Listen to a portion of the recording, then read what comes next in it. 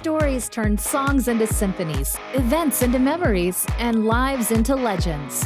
In our crowded world, knowing your story cuts through the noise so you can make your mark, whether you want to sell more books, increase profits, or just make a difference. At Sterling & Stone, story is our business. The Story Studio podcast is where we explore ways we can all tell our stories better. And now, with the Story Studio podcast number 5, here's Johnny, Sean, and Dave. Hey everybody, welcome to the Story Studio podcast. Trying something new. We should be on Facebook this time, Facebook Live. So voila! To those of you on Facebook. And just before we get going, next one's going to be live. We'll talk about that in a little bit, like live, like in front of a crowd live. Like we're going to have, we're going to do. So is that like live squared? It is, because it'll be live in front of an audience, much like Cheers is filmed, and live on Facebook for those of you who catch it live, and live on /SPP live for everybody else. Do you have any idea how many shows are still recorded live? I do not. I wonder. I mean, have you seen the remake of One Day at a Time on Netflix? No, I did not. Well, I did not go down that content-rich road. Yeah, well, it gives the shows like that gives Cindy a lot of comfort. They're like warm fuzzies for her. So, and it's produced by Norman Lear, which I think is amusing. Like, I'm sure they just like slapped his name on it. There's no way that dude's really doing much, but they still have the whole laugh track, and I don't know if it's live, and I'm really sure it's not. But anyway, I was just curious. All right. Well, that's a fascinating aside. So that's your takeaway. That's your first takeaway. Norman Lear involved with One Day at a Time. No, not involved. Just his name, I think. Not being involved. Norman Lear's name. We cleared that up. Do you want to take out any loans for any rhyme schemes from professionals, by any chance? I'm willing to borrow up to $100,000 for Marshall Mathers' ability with language. There you go. So today we're going to talk about telling your business's story. There's only 2 of us today, and there's 2 reasons for that. One is logistically impossible because Dave is driving, although he would be a great third host. Oh my God, I would love if we could pipe him in right now. So he would just like every once in a while, well, he'd spend most of the time ignoring us like always, and then just randomly be yelling the C word at people he's driving next to, right? Now, see, that's not fair, because last episode he carried it. He was like all over last episode, the Breaking Bad breakdown. That's true. He even had that notes. Shit down. Oh yeah. Did you ever know Dave to prepare notes in the first or in the self-publishing podcast? We just have to inception him into whatever it is that makes him prepare like that. We've seen that a few times, and it's hit or miss. Like, dude was so prepared. We didn't ask him to make notes. He had notes ahead of time. He's like, "Oh, I got this. Here's a big he dropped document." Them in Slack that morning. Yeah, I got it. Fuck off, guys. But the other second reason is because Dave hates stuff like this, and so we were like, it's kind of like when my son is away for the evening, then we can go to all the good restaurants because he hates all the good food. So it's like, oh, look, he's gone. We can do that. And so that's what this is. This is choosing to eat all the good food while Dave is gone, which is maybe not the best comparison. But the point is, we're going to be talking about your business story, and Dave would just be rolling his eyes and barfing the whole time. Right. And the irony here is, if Dave was here, I actually think he would have a lot to contribute to this conversation. I think that he is very allegiant to the brands that he bonds with, and that is all story-based, because the best brands, you are buying part of their story and not just a product. You're buying something because it makes you feel a certain way. And story is a bonding agent that is unlike anything you're going to read on a label, even if it is like Chipotle does a great job with this. I actually haven't been to Chipotle in more than, I don't think, a couple years. So I don't know if they still do this. Away from you. I know. Okay. Cindy makes the same thing Chipotle makes, but like better. And like, I don't have to walk to get it. And the grill's right outside. Anyway, the point is, last time I was there, I love what they were doing with messaging and packaging. So like their whole paper bag had like a big story on it about the guacamole or about whatever it is. And the font is all playful and the language is playful. And they're doing a job to say, this is where our food comes from. This is what we care about. And I don't know if it's bullshit or not. That's not the point. The point is, at least they're doing a job of treating their consumers with respect. And storytelling is something that I think Johnny put this, we were talking a few minutes just before it started, and I forget exactly how you put it, but something like it elevates the value of your brand, right? It's no longer, it's no longer. It adds value to it. So actually, let me tell a little bit more of that story. The story, I can tell stories wherever I want here. Is we were outlining this episode. We were trying to decide what exactly we want to discuss with you guys. And the first thing, this is actually, I'll lead into what Sean was just alluding to, was we were like, okay, so the story of your business, like there's a lot we could say there if we really kind of delved in Malcolm Gladwell style and talked about the businesses that, stories people are telling. But that's kind of not our style here specifically. And we wanted to talk about us, but have takeaways for you guys and make it relatable and all that stuff. And so I was like, well, I mean, story is a lot like brand. And in that you have a brand, whether you consciously create it or not, and people are talking about your brand and having impressions of your brand, whether you curate those experiences or make them deliberate or not. And in the same way, story and brand go very well together.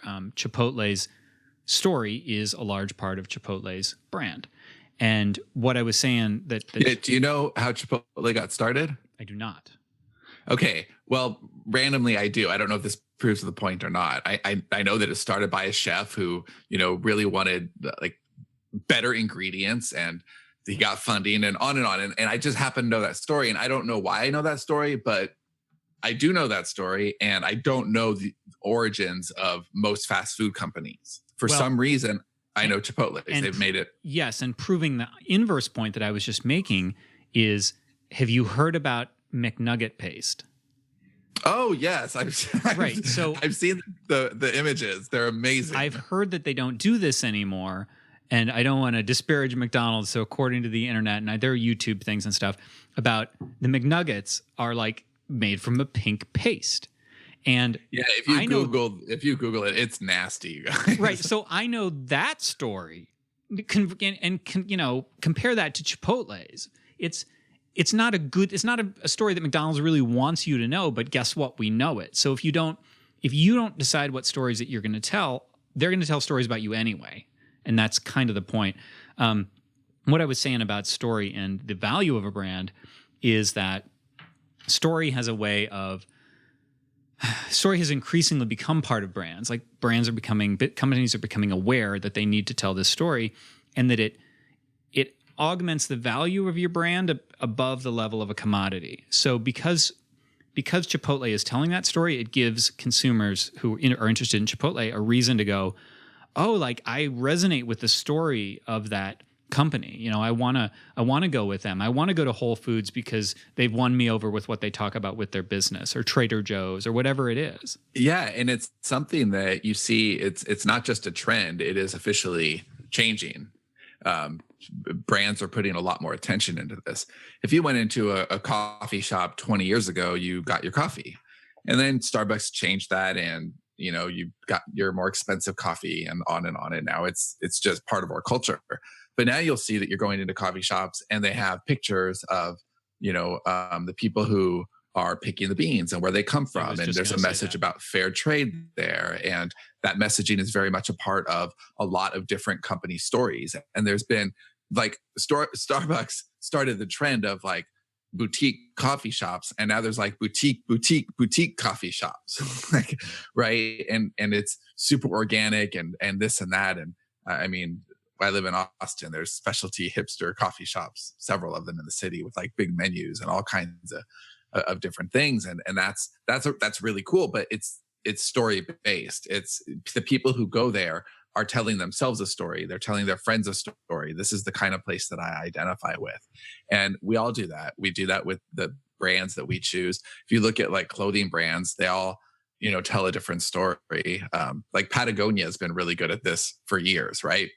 There's some people who just go buy Patagonia or go buy North Face.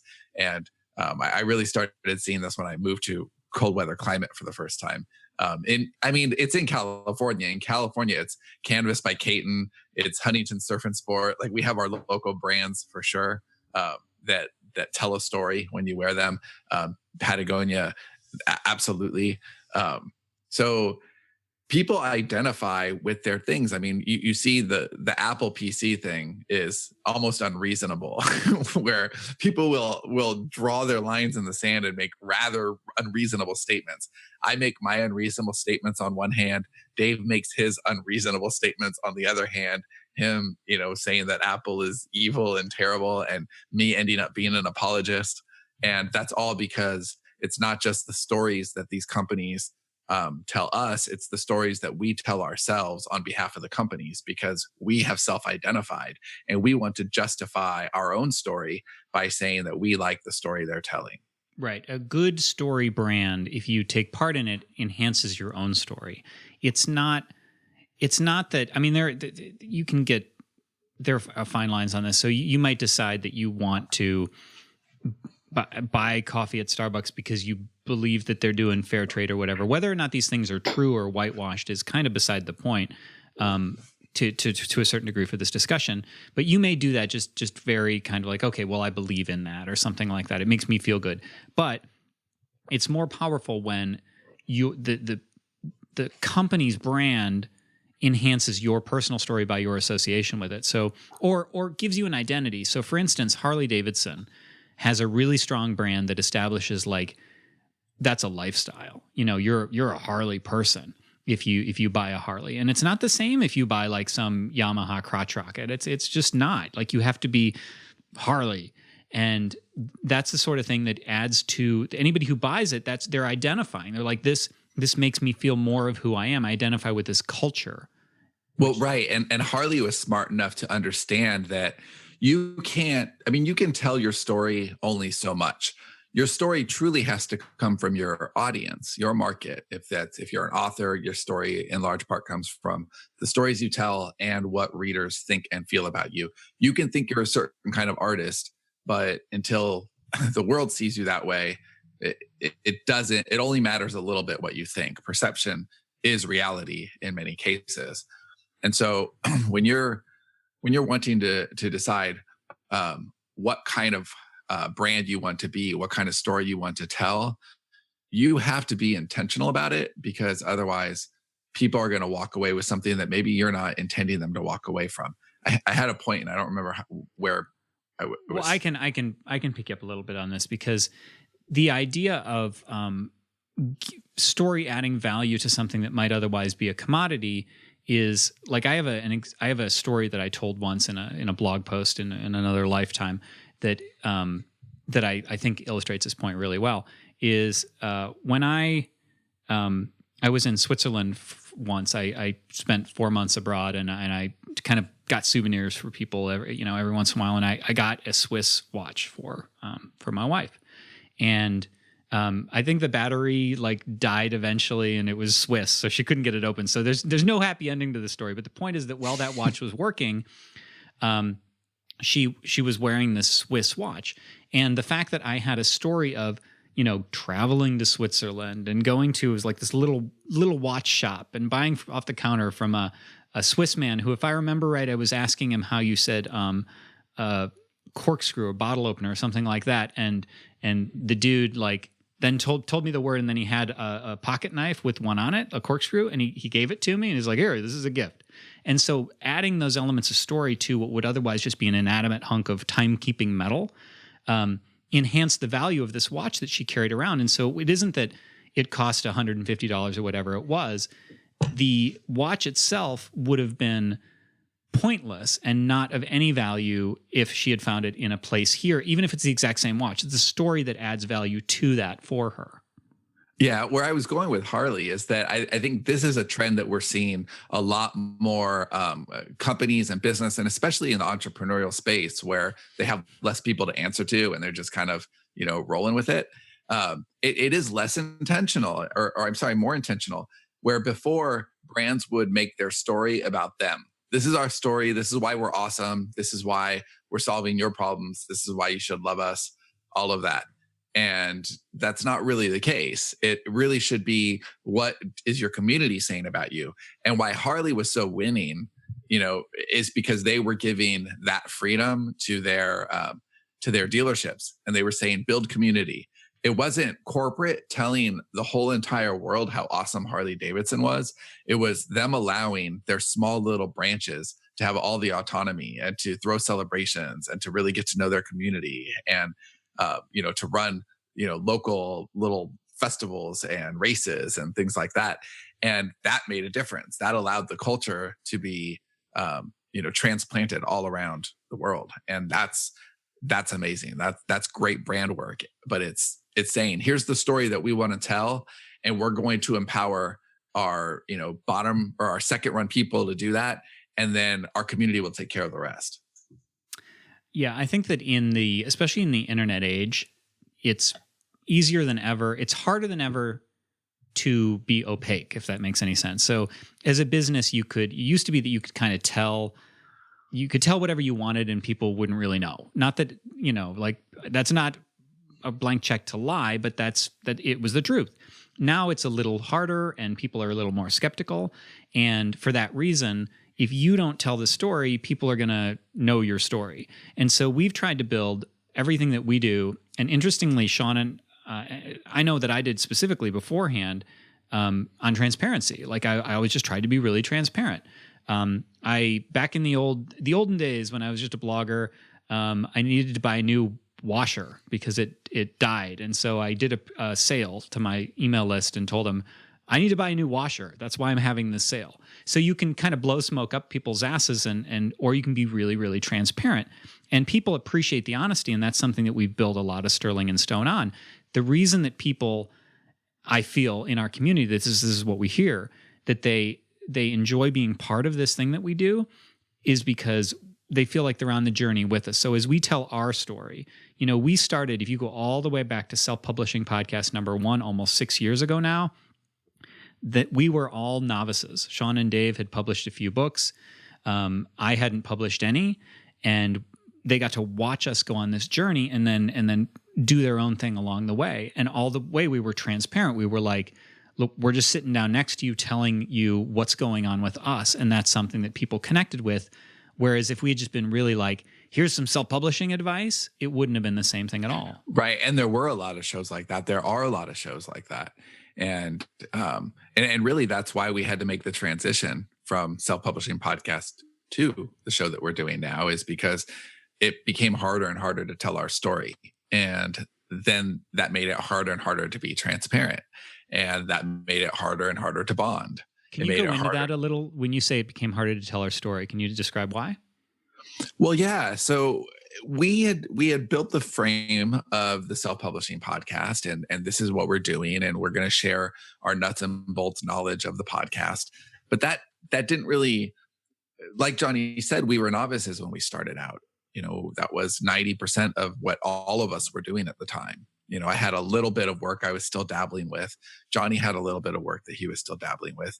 And Dave was still trying to catch up with what he saw as my insanity. So, it was very different. We only had 6 books, I think, total when we started the podcast. So, compared to what we have, we've lost track. We don't even know how many books we published.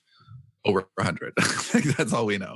And so it's been a long few years. And there was a time, I want to say about a year after Write, Publish, Repeat came out, where we were starting to do a lot of different things. And one of the things that we heard from our audience was, well, we can't relate as much anymore.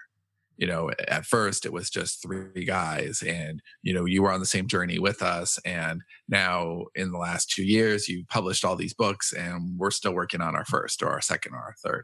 And you're doing all this genre hopping. And so we did hear that from the audience, that our story was now becoming our story instead of our story. Yeah. Which it had been before. And so we needed to make a change so we could have our story again, because it was just becoming more and more isolated. Because like right now, there's so many amazing things happening in the company. I just wake up every day stupid happy that we get to do all of this.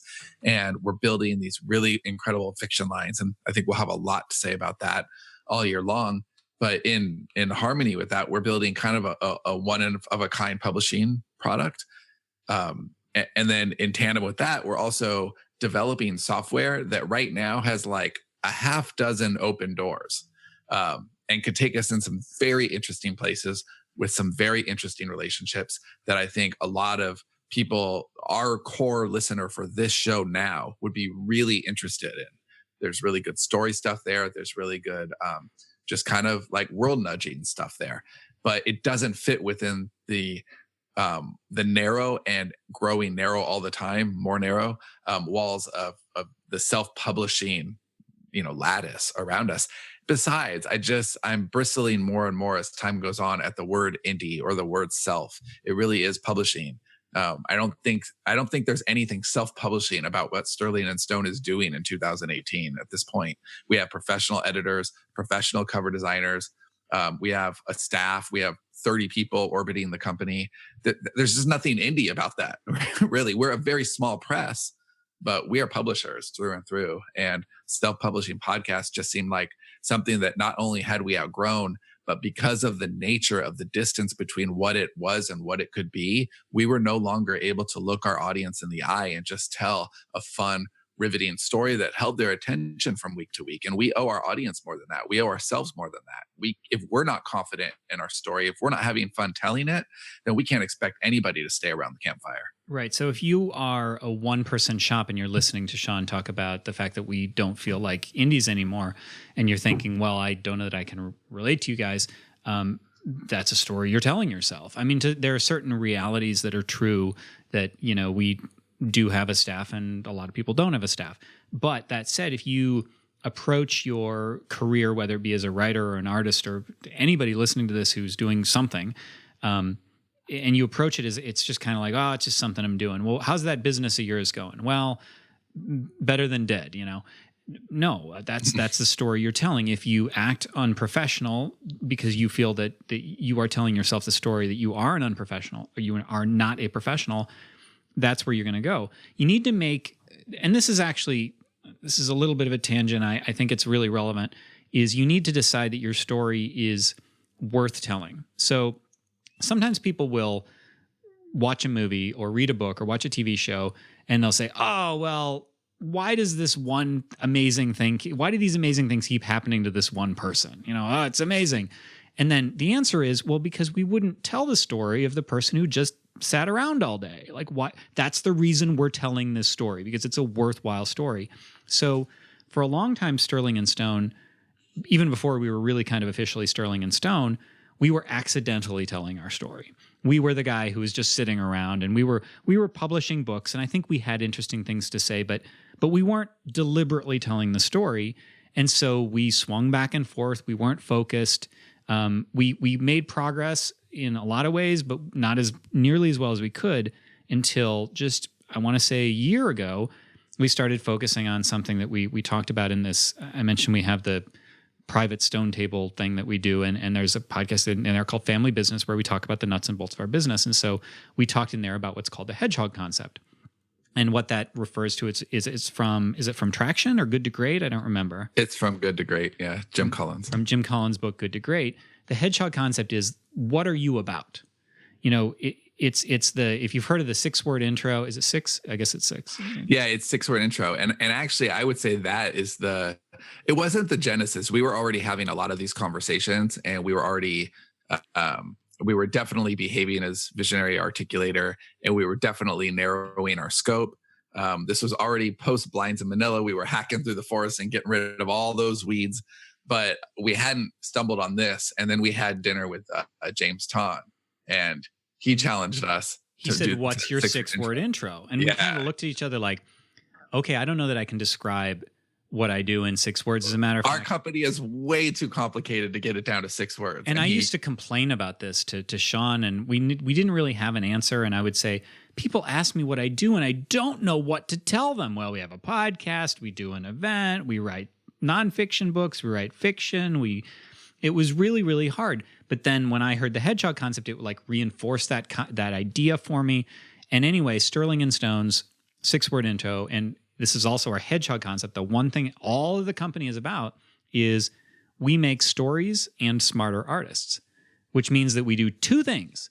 We tell stories and we make creatives smarter, better at what they do. And so that's the story that we're telling now. And if something doesn't fit into one of those 2 buckets, we don't do it. And we've hacked a lot of stuff, including a pet project that you had made an exception for. Yes, including a pet project. We had agreed that this was the story we were telling ourselves and the world, and then we made an exception because it was awesome. And then we lived with that exception for a few months and then realized that's not the right story. It is not the right story. It is not the right story for our company, for ourselves, for our community, for the people who are orbiting around the company that are depending on us to make it something that it deserves to be. So we had to really walk away, and that's okay because we know our why. We know what our story is supposed to be. So let's talk about some of the ways that we made missteps with our story and some of the ways that we corrected those missteps. I mentioned that we did accidental storytelling at the beginning, and we had some misses because we didn't know what story we were telling, and our audience didn't know what story we were telling. They didn't know what to think of us.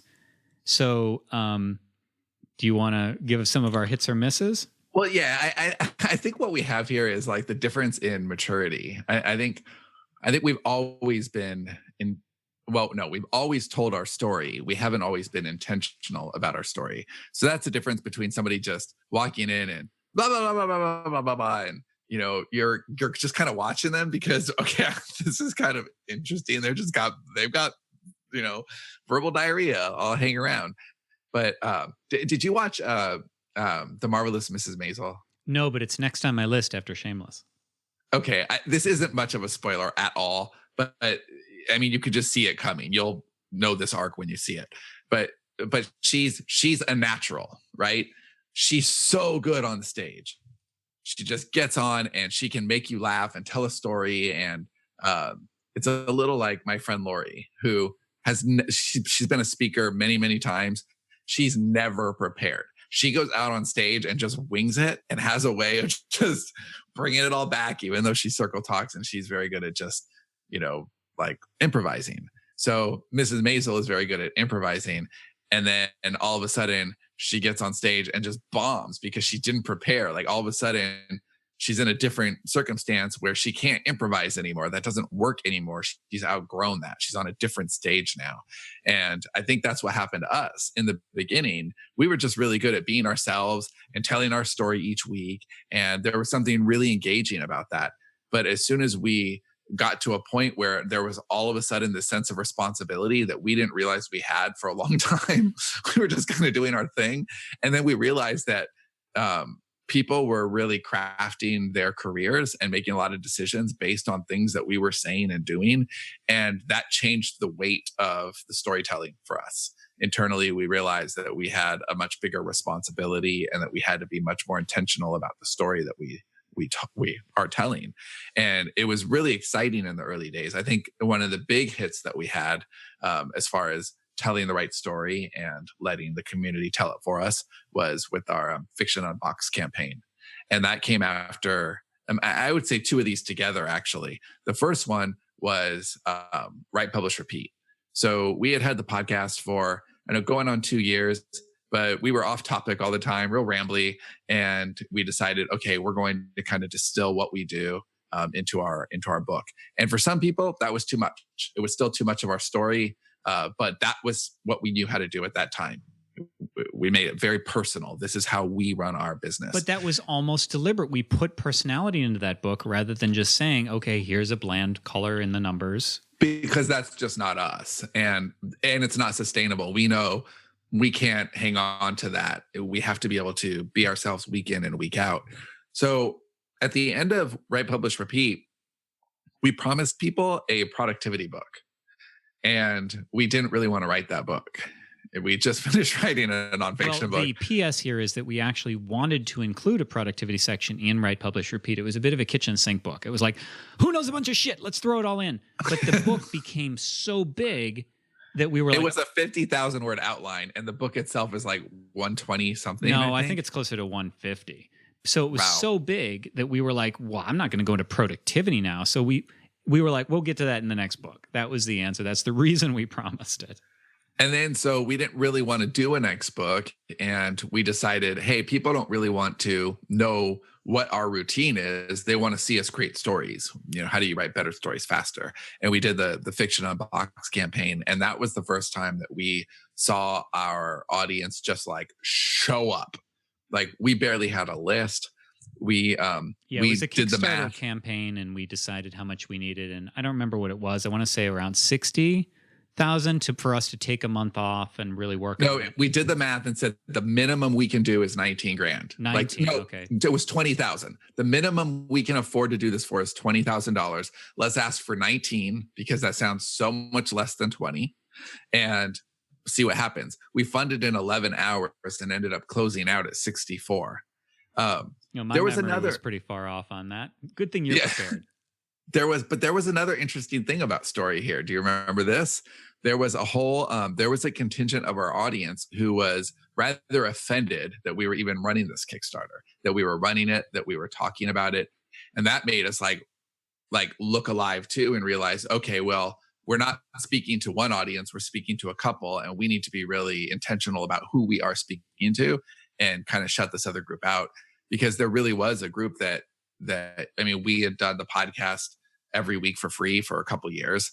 And that was our first time. We're like, hey, if you want to see us do this, this is what it's going to cost for us to do it. And there were people who were offended that we said, yeah, we want it to be as big as possible, which doesn't make any sense to me, because I would think that anybody in our audience who is an artist, a creator, would want the biggest possible audience for whatever it is they were creating. So that made me very, very aware of, it made me a little less frivolous, I think. Before then, I was just kind of a puppy dog on the show and always wanting to share everything with everyone. And that made me a little bit little resentful of a certain segment of the audience and feel a little more closed down. So anyway, that's I think an example of something where story really helped us, because people wanted to be part of both of those stories, right? Publish, Repeat, and Fiction Unboxed, and how being intentional about our story mattered both before and after. Yeah, and then I don't want to end on this note now, but I do want to tell the missteps. So Sean took the good ones. We went back and forth a few times with so the very first time we did our Smarter Artist Summit, we've done the third one. It's like in 3 days. So that's going to be the third year. But when you did it the first time, before that, we had been staunchly like, we're not going to talk. We're not going to do a lot of fiction. We wrote a nonfiction book, or I'm sorry, we're not going to do a lot of nonfiction. We write, publish, repeat, but we're not going to be those guys. We're going to fiction, to the exclusion of everything else. And we actually said, we're not a revenue-driven company, which is a weird thing to be proud of. A revenue-driven company is kind of an oxymoron. It doesn't really make sense. But we were staunch about that. We were going to tell stories. We didn't care if we made money at them. I mean, we didn't say it in those words because we would have immediately woken up, I think. But that's basically what the story we were telling, and no wonder that we stumbled. When we did the first Smarter Artist Summit, and we had a few hundred people come into Austin, and we felt the vibrancy of that community, then Sean in particular, all of us, but Sean in particular was like, okay, I believe it now. Like I want to embrace the Smarter Artist side, which is the nonfiction side. We're going to teach people, and I feel it now. And then we swung too far in the other direction because we weren't being deliberate. And for a while there, we focused on teaching to the exclusion of our story. So we did a lot more teaching about story than actually doing the story. Now, we were still writing, we were still publishing, but not in any systematic way that would have focused on maximizing results. We were just kind of... But it was an impact high year and a creative low year for the company. And so now we have recovered our balance, but we have recovered our balance because we know what story we want to tell. And the big thing, the thing that we really got is that, well, we are fiction first. I mean, that is the story that we want everyone to know about Sterling and Stone. What are they? They're a story studio. What does that mean? They create stories. And now all the things that we have decided to focus on and put our noses down and really make happen, they're all story related, 100% of them. And that is going to drive our company and all the people in and around our company forward faster and give us more to share with you again, because our story is intentional. And to give you an example of the sort of harmonization that came out of this, so knowing our story, knowing our hedgehog concept, to use that term, but what this company is about, directly influence. We said for a long time, like, we're going to create a course, because that's what everybody does. They create courses, and we were going to teach something like the ultimate self-publishing course, and it came on the docket and off the docket and on the docket and off the docket. We had a meeting at the beginning of 2017, like the first business days of 2017. We're going to rock it this year. And it was just became the thing, like at the company, like the old dirty dog that nobody wanted to play with. It was like, oh man, I don't want to deal with building the list for the course. And we just never got to it because it sounded really shitty. And so, I mean, after doing that enough times, we were like, okay, apparently we're not going to do a course. And every time we would back away from the course or postpone it, the whole company would go, oh, thank God. Oh, thank God. And we still didn't know. We kept thinking we were going to do it. So anyway, what we realized. And it hit us from all sides, because we had offers we could have built courses for other people and really just put our name on it. We could have done it ourselves. There were so many ways we could have just hit the easy button. Or we could have walked through any one of those doors, and we felt both, no, we don't want to do that. And then we felt really guilty for not doing it. And we just couldn't be happy. So then came along a service, a collaborative storytelling service that we do called Stories to Go. And once Sean kind of articulated that in a way that I began to understand it, it was like, oh, okay, like now we're on the same page. Let's do this. But it's done with you. You have a coach, and it's about story. It's about people building story together, rather than like, here's your info product, go watch videos and have fun. And then we're like, oh, that's the course. Like, that thing that just zoomed by, that was us creating the course. And so now we have a quote unquote course, the same purpose, the same end goal, but much more effective and much more in line with, number one, what we want to do, and number two, what fits our story as a company. So at this point, let's finish up. I do want to let you guys know, as a takeaway, I think the big thing here is to tell your story as honestly and deliberately as possible. Don't try to be something you're not. I would never make up a story. I would never manufacture a story, unless, there are some cases, like if you're making up a pen name and you want to give, Joel, who is writing as Sawyer Black for us right now. He did a little about the author, and there's this, like, I forget what the line is, but it's about like retiring to run, like, I don't remember, but it was a silly throwaway line, and Dave slacked me. He's like, "Is that true?" I said, "I really doubt it," but that's okay. That's silly. That's personality. It's a pen name. It is what it is. But if you're a company and you're making up a bunch of shit, like, don't do that. Like, it's the Mark Twain thing. I'm not smart enough to be a liar. Like, you have to keep track of all your crap. Like, I think the companies, the businesses, the authors, the entities in this world who are going to get ahead the way the world is now, they're the people we can trust. And story is a bonding agent. It's one of the best, if not the best. But you also have to tell stories that you believe, not only that your customers believe, that you believe. Tell yourself the right story. Well, trust comes from truth. And it's interesting that to a certain degree, it kind of doesn't matter what that truth is. Now, obviously, there are limitations. But if you're a real dick and you have a curmudgeon persona and you build your story and brand around that, and you're like, that could work as an investigative reporter type. Don't try to be Dave shouldn't try to be sunshine and lollipops, but he's built a great brand as being kind of a guy who hates everything. Oh my God. Can we write a book called Sunshine and Lollipops and just put his name on it? Because he'll never listen to this episode. He won't even know. Yes, we should definitely. And then he'll forget. It's like like Memento. But truth, telling the truth and not trying to be, a lot of people try to be more professional than they are. They're like, oh, I'll pretend to be a big company and I'll answer with these and thous in my customer service emails. And like, no, just don't if you're not. All right. Anyway, so I think without Dave here, this felt like a family business episode. It did, but that's good sometimes. Hey, just wanted to remind you guys real quick. We are live on Facebook today, and so if you're interested in the live show, like we get chat going and comments. I don't know what's happening on Facebook yet, but there are two places. If you're a Facebook person, the Story Studio podcast page on Facebook, look us up and like the page, and you can watch. We're on most Fridays at 2:15 Central Time. Most Fridays. Sometimes it's weird, but it's most Fridays then, 2:15 Central. Or if you're not a Facebook person, you can go to sterlingandstone.net/SSP live, Story Studio Podcast Live, and you can watch us there.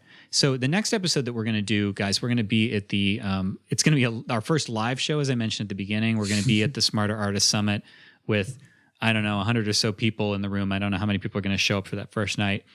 And we're going to talk about, how your community tells your story for you. Because when we're there with all these people are telling our story back to us sometimes, like things we don't even know about our story. Oh, I met you when, that sort of thing. So that's what we'll talk about next time. Anything to add in conclusion, or are we good to go? No, I think we're good to go. This has been a great episode of Family Business, and just kidding. We'll see you live next time, and thanks as always for listening. Thanks, guys.